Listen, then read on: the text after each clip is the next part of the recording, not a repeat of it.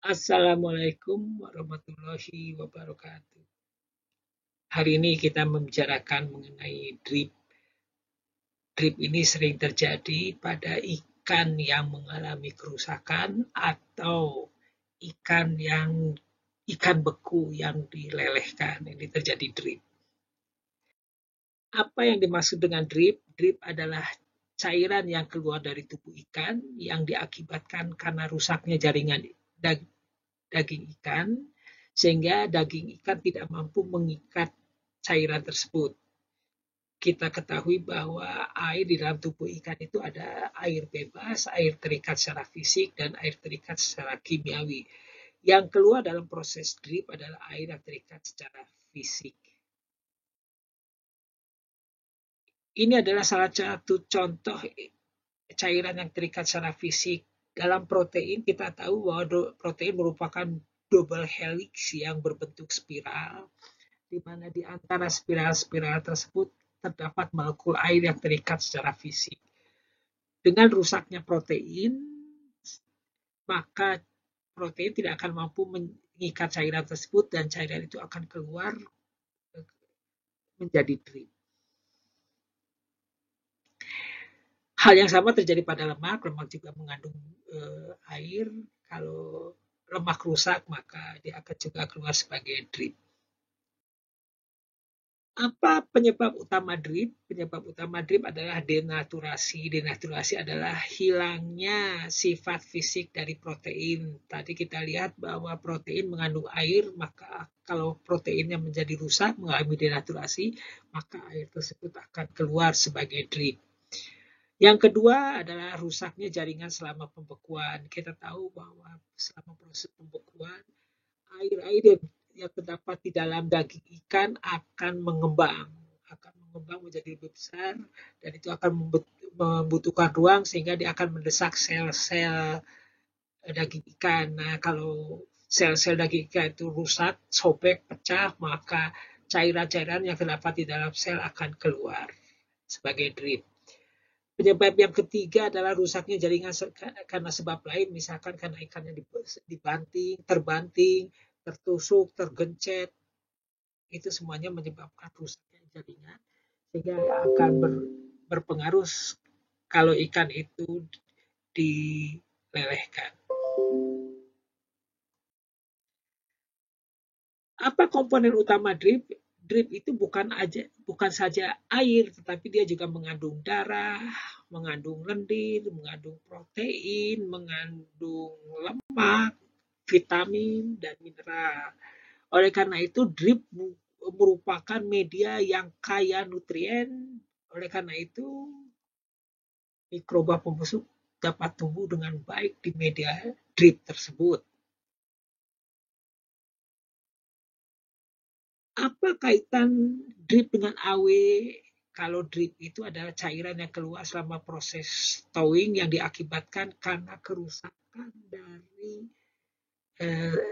daging ikan. Nah, kaitannya dengan AW, AW adalah cairan yang dapat dimanfaatkan oleh mikroba untuk tumbuh dan berkembang biak. Kita lihat bahwa tadi sudah dikatakan drip merupakan cairan dengan nutrien yang banyak, yang tinggi, sehingga mikroba akan hidup pada drip tersebut.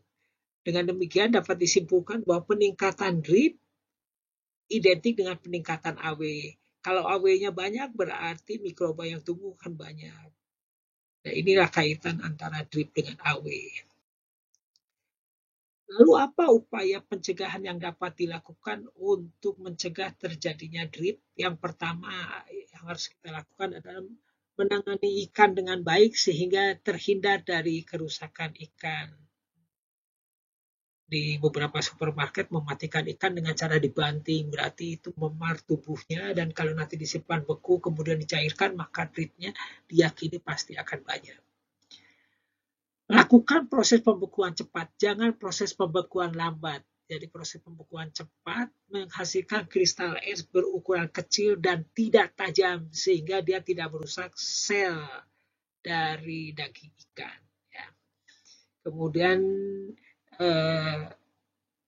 memang sulit alat untuk proses pembekuan cepat relatif lebih mahal untuk ukuran rumah tangga, sehingga lemari pembeku yang ada di rumah tangga ini adalah pembekuan lambat, tetapi karena ikan-ikan yang dimasukkan itu kecil, maka tidak berefek ya, karena dia beku seluruhnya. Kalau ikannya terlalu besar dia tidak beku. Kemudian upaya pencegahan lainnya adalah melakukan towing dengan baik, karena dengan melakukan towing dengan baik kejadian drip bisa dihindari. Berikut adalah cara-cara towing. Cara towing yang pertama adalah pindahkan ikan beku dari lemari pembeku ke lemari pendingin di bagian bawah.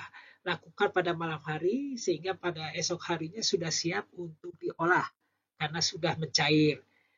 Cara lainnya adalah dengan merendam ikan beku di dalam air dingin. Itu berlangsung proses pelelehan berlangsung lambat, itu menjadi produk akhirnya baik. Cara lainnya lagi adalah dengan meletakkan ikan beku di dalam satu wadah kemudian dialiri air sehingga proses pencairan juga berlangsung lambat. Tetapi ingat harus menggunakan plastik karena nanti ada komponen-komponen yang ikut keluar. Seperti gambar ini memang tidak disarankan karena dia tidak menggunakan plastik. Yang dikhawatirkan cara ini memang sama bisa menghilangkan drip yang sudah terjadi bisa dihilangkan. Tetapi selama proses pencairan yang tanpa kemasan akan keluar protein sarkoplasma dan lemak larut air dan vitamin larut air akan keluar semua sehingga daging yang sudah dilelehkan menjadi daging yang kurang gizi ya. Cara towing berikutnya adalah menggunakan lempeng logam khusus, di mana lempeng logam khusus ini mempunyai garis-garis tempat udara mengalir di bawah daging beku ini. Sehingga kalau penggunaan